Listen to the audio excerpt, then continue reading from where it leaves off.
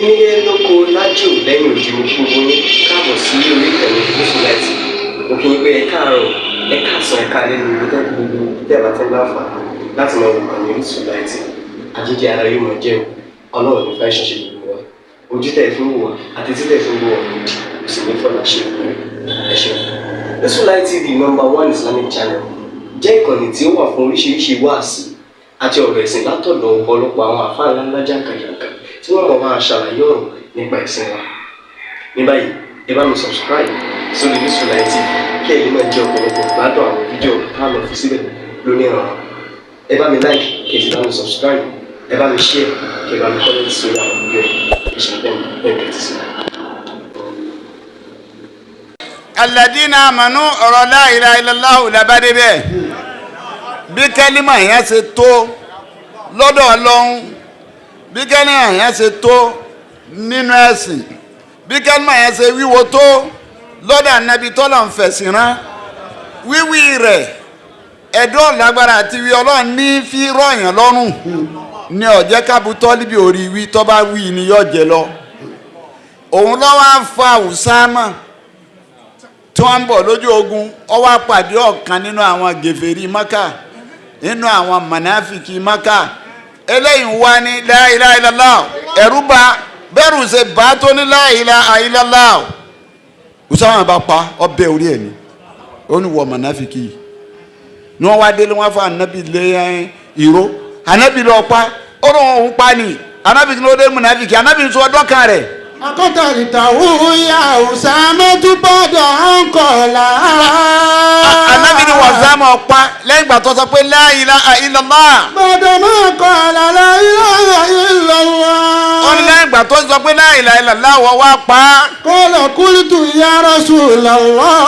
Usama wá ní òjíṣẹ́ Ọlọ́run. Innama qalahu kana muta'awwizan biha. Ó nígbà tó wí yẹn wí mànáfìkì ló wí ọ̀kájú wí ni. Qala. Ọlọ́kan ó fi sọ́ra rẹ̀ yàní pé la ilaha illallah torí pọ́nrọ́ àwọn ọlọ́kan fi sọ́ra ẹ̀ ní. Faqala Rasul. Ànábì wa dáhùn báyìí pé. Akọ́tàlítàwó ba'da ma qala la ilaha illallah. Ànábì ni mo sì lè pa ọwọ́ apá lẹ́yìn ìgbà tó sọ pé la ilaha illallah. Akọ́tàlítàwó ya Usama ba'da ma qala la ilaha illallah. Ànábì ò tún dákẹ́ ibi tó ká Ànábì lára dé, Ànábì tún rìpíìtì rẹ̀ bí fẹ́sítà Ànábì ṣe ń wí pẹ̀lú omi ojú ni. Fama zala yukarriruha alayya hatta tamannaytu annani lam akun qad aslamtu. Ànábì lọ pa lẹ́yìn ìgbà tó sọ pé la ilaha illallah. Ma zala yukarriruha ar-rasul. Ànábì òye kò yé pààrọ̀ ọ̀rọ̀ ọ̀hún ń dùn ọ̀pá. Usama ó sì lè pa, Usama ó sì lè pa. Hatta tamannaytu anni lam akun aslamtu qabla zalika al-yawmi. Usama ní títí ìdààmú bẹ́ẹ̀ mi òun bẹ́ẹ̀ àbóhùn ò tí gbà sílámù ni. Kọ̀pẹ́rẹ́ ni Usama kú, Usama kú wọn gbẹ́lẹ̀ bí wọ́n bá rí Usama bọ́ọ̀lù báyìí lẹ́sìn pọ̀, wọ́n tún rí bọ́ọ̀lù lẹ́tún pọ̀, wọ́n á lọ bá Ànábì, Ànábì ni ilẹ̀ ọmọ pọ̀ náà ni. Ẹni tó pa gan tó ní la ilaha illallah mànáfìkì ló ṣe, Ànábì ni wọ́n rí mọ́lẹ̀ wọ́n gbẹ́lẹ̀ lẹ́gbàá kọ̀gbà Usama torí pé ọ̀rọ̀dù la ilaha illallah yẹn. Èyàn tó bá ti fi lè ṣe la ilaha illallah tó ọba lẹ́nu pé sọ pé la ilaha illallah iṣẹ́ tí ń ṣe nìyẹn má kàfàrà rẹ̀ má pé ń kèfèrí. Ó ti gbọ́dọ̀ pé lẹ́rẹ́bọ tó ọba ti fi lè pé ń kèfèrí àbíyàn bá ti lè pé lẹ́rẹ́ ó ti dáràn lọ́dọ̀ Ọlọ́run torí ọ̀dọ́ kẹ̀ ìdájọ́ ọkàn Ọlọ́run ló ìmánì kò sẹ́ni tó lè dájọ́ rẹ̀. Ìdájọ́ ọkàn ìmánì Ọlọ́run ló lè dájọ́ rẹ̀, kò sẹ́ni tó lè dájọ́ lẹ́yìn Ọlọ́run. Kò sẹ́ni tó lè dájọ́ rẹ̀. Kò sẹ́ni tó lè dájọ́ rẹ̀, ọ̀rẹ́ mi rẹ̀, ọ̀rọ̀kàn rẹ̀. Ọ̀rọ̀kàn rẹ̀. So iná ọ̀làjú Islam tí Islam tóun fi kọ́ wa nìyẹn ipe gbogbo ẹni tó bá fẹ́ jẹ́ duat tó fẹ́ máa pèpè sójú ọ̀nà Ọlọ́run ojú ẹ̀ gbọ́dọ̀ là. Ọgbẹ́ tó fẹ́ máa pèpè sójú ọ̀nà Ọlọ́run ojú rẹ̀ gbọ́dọ̀ là. Ìyẹn gbọ́dọ̀ lajú. Ìyẹn gbọ́dọ̀ lajú. Ìyẹn gbọ́dọ̀ gbàgbọ́ yẹ́sìn. Ìyẹn gbọ́dọ̀ gbàgbọ́ yẹ́sìn. Àìsí bẹ́ẹ̀ àwọn tó dànù yóò kéré yóò pọ̀, àwọn tó fi mọ̀nà ó kéré, àwọn tó dànù ni ó pọ̀. Àwọn tó dànù ló pọ̀ ju àwọn tó fi mọ̀nà lọ.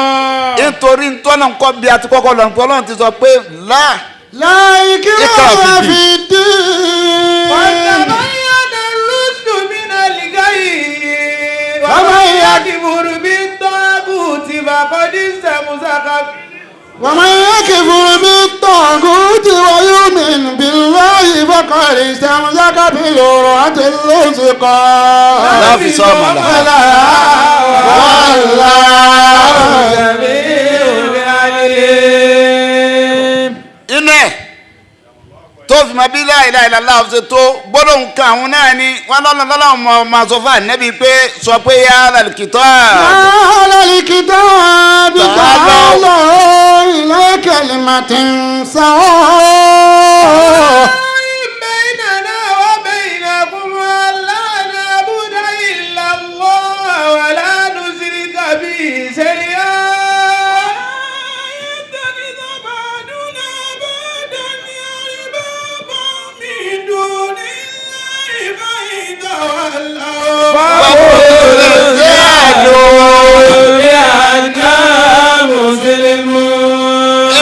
ọlọ́run kò bá nàbí wa Muhammad. قل يا أهل الكتاب ẹgbẹ́ alalikitab tọ́ba ti ní alalikitab àwọn tá a fún ní àtọ́ra alalikitab àwọn tá a fún ní injil alalikitab àwọn tá a ní kurani sufi musa bẹ́ẹ̀nbẹ́ sufi ibrahima bẹ́ẹ̀nbẹ́ ó ní pé gbogbo wọn pé wọ́n. تعالوا إلى كلمة سواء بيننا وبينكم pé wọ́n pé ẹ máa bọ̀ wá lọ síbi كلمة سواء بيننا وبينكم gbólóhùn kan tó ṣe déédéé láàrin àwa pẹ̀lú yín wọ́n ní kí ni gbólóhùn náà la ilaha إلا الله kódà nábì sọ́nù àdìsí rẹ̀ ìpè. أفضل ما قلته أنا والنبيون من قبل لا إله إلا الله gbólóhùn tí fi lọ́lá afdol ما قلته أنا máa kúlìtù wa náà tẹ́mi ànábì wí. والنبيون من قبل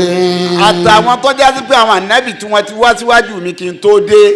قالوه قبل لا إله إلا الله gbólóhùn tí wàá wí náà ni la ilaha illallah la ilaha illallah ni ila kalimatin kẹ́lìmọ̀ náà bẹ́ẹ̀ náà wà بيننا وبينكم gbólóhùn tó ṣe déédéé láàrin àwa pẹ̀lú yẹn máa bọ̀ wá bẹ́ẹ̀ ẹ fẹ́ bọ́ọ̀lẹ̀. ألا نعبد إلا الله ẹ̀yin ọ̀sẹ̀ ló mí yàtọ̀ sọ́lọ́hún òun lẹ́bọ ẹ má ṣe.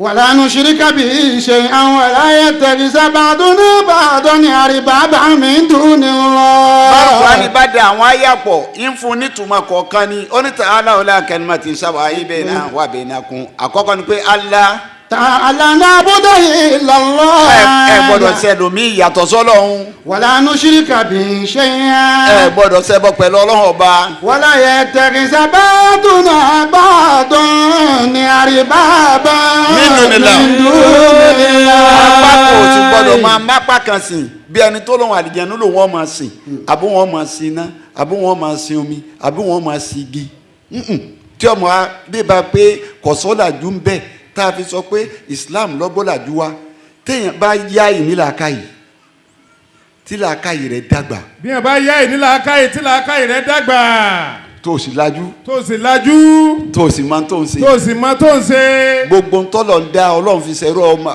àwọn ọmọ ànábì Ádámù ni gbogbo ntọ́lọ́wọ́ bá dá ọ́fíìsì ẹrú ọmọ ànábì ádámù ni wọ́n wá málìjànú sí wọn wá ń sọ pé master ọwọ́ abálí jẹ̀nú sí wọn sọ pé master tó bá wá pè ọ́ wá tẹríba fún àwọn báyìí àtẹríba fún báyìí my master my master yóò wá sojú dẹ́ òun náà wá ṣojú báyìí ọ fẹ́ receive ọ̀gá rẹ̀ ọ fẹ́ rí sí fọ̀gá rẹ̀ Ọba. bẹ́ẹ̀ sì wọ́n lọ̀gá ọba tó o bá ti ṣèyí wọn o ti ṣẹbọ pẹ̀lú Ọlọ́run bó o bá ti ṣe yín o ti ṣẹbọ pẹ̀lú ọlọ́run tó o bá ti bìlọ́ǹgì síbi kankan tó yàtọ̀ fún yí pé ntọ́ bá ń bẹ̀ ni pé Allahu Akbar ntọ́ bá ń bẹ̀ ni la ilaha illallah tó o bá ti yàtọ̀ sí yíhun tó o bá ti lọ bìlọ́ǹgì ó ti ṣẹbọ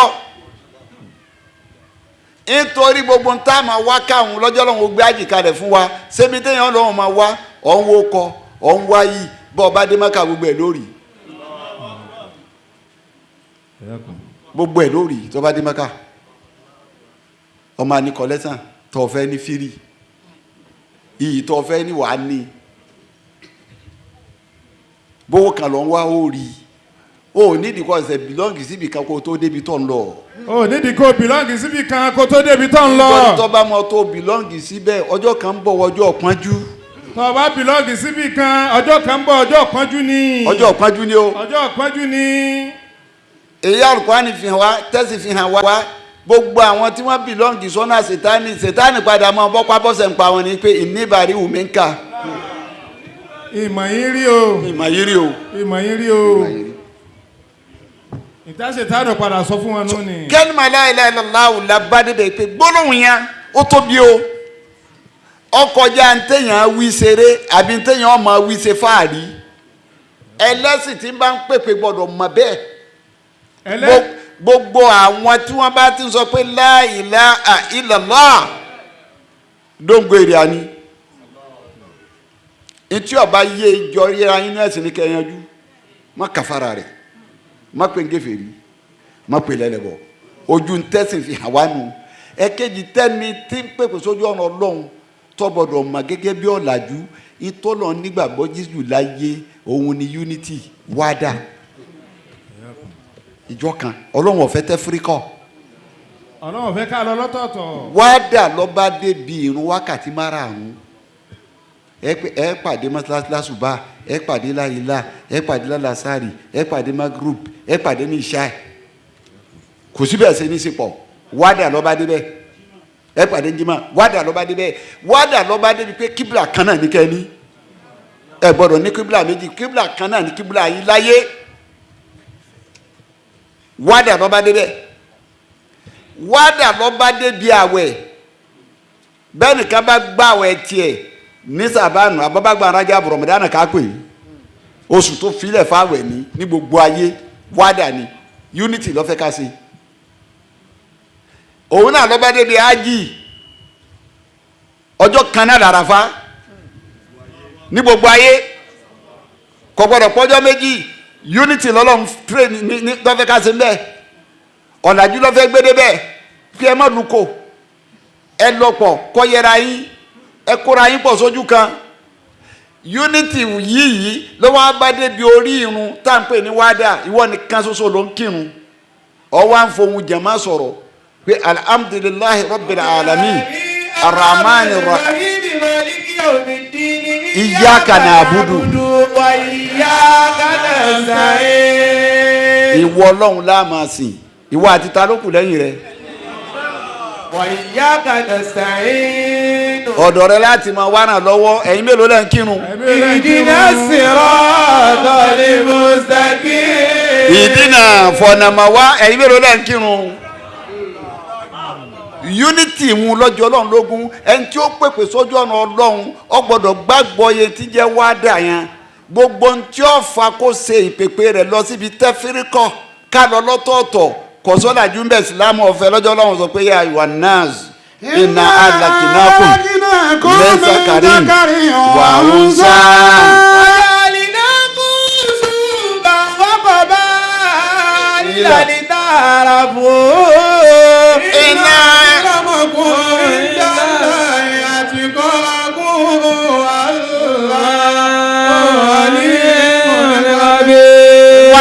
Wada unity inna akramakum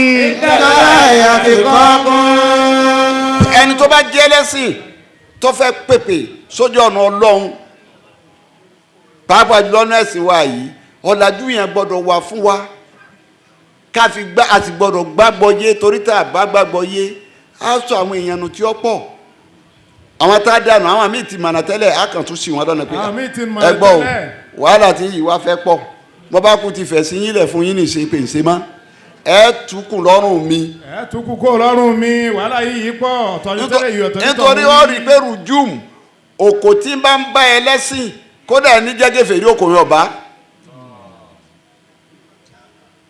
Islam fẹ́ fún wa pé inú ọ̀làjú tí Islam gbé wa ni inú ọ̀làjú tí Islam wa gbé wa fún wa òun ni mọ́tótó